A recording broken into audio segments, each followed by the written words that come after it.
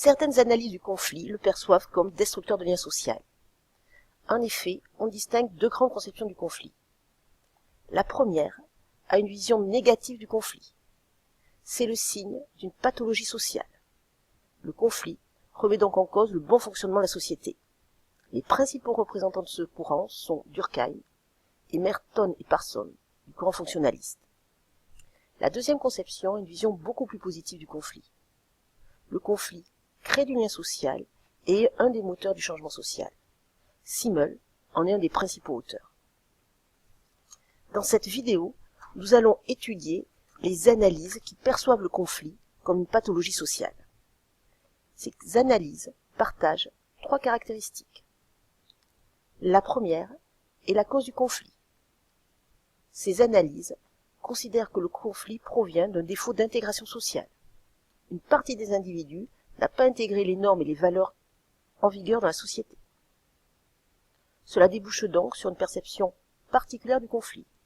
Le conflit est négatif, car il témoigne de l'affaiblissement du lien social. Le conflit est aussi évitable. Si l'intégration sociale n'avait pas été défectueuse, il n'y aurait pas eu de conflit. Dans ces conditions, il faut prendre des mesures pour renforcer l'intégration sociale.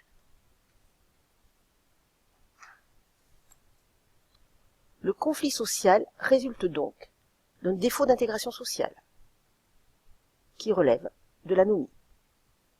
Or, ce concept va avoir des sens différents chez Durkheim et Merton, représentants du courant fonctionnaliste. Ainsi, selon Durkheim, le conflit est normal. En effet, il n'existe pas de société sans conflit. En revanche, c'est l'augmentation du nombre de conflits qui est pathologique, car elle traduit une situation d'anomie. En effet, dans une situation d'anomie, les individus sont libres et sans repères. Ils ne savent plus comment agir, car ils n'ont pas intériorisé les normes en vigueur dans la société. Cela s'explique par la transformation des sociétés. Les normes anciennes sont inadéquates, mais les individus n'ont pas encore intégré les nouveaux modèles de comportement. L'analyse fonctionnaliste du conflit repose quant à elle sur une autre conception de l'anomie, celle de Merton. Selon lui, chaque société définit des objectifs légitimes, des buts que la société considère que les individus doivent atteindre. Par exemple, la réussite matérielle. Chaque société définit aussi des moyens légitimes, c'est-à-dire les moyens valorisés par la société et qui ne remettent pas en cause l'équilibre de la société. Par exemple, pour atteindre la réussite matérielle, un moyen accepté est le travail. Ainsi, quand il y a congruence entre moyens et objectifs légitimes, les individus peuvent atteindre des buts légitimes avec les moyens légitimes. Il y a donc équilibre de la société.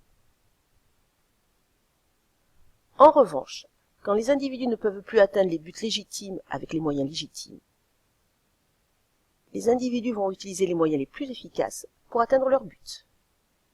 Ainsi, quand les individus ne peuvent pas utiliser la réussite scolaire pour s'enrichir, ils vont utiliser d'autres moyens, parfois illégaux comme le vol. Il y a donc anomie au sens de Merton. Des groupes partagent les mêmes objectifs, mais n'utilisent pas les mêmes moyens. La société devient donc instable.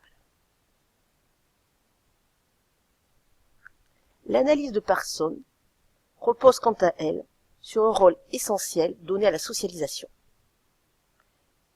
Si les individus ont été socialisés, ils ont intégré les normes et les valeurs du groupe. Tous les groupes partagent donc les mêmes objectifs légitimes et utilisent les mêmes moyens légitimes. L'anomie et donc le conflit sont marginaux.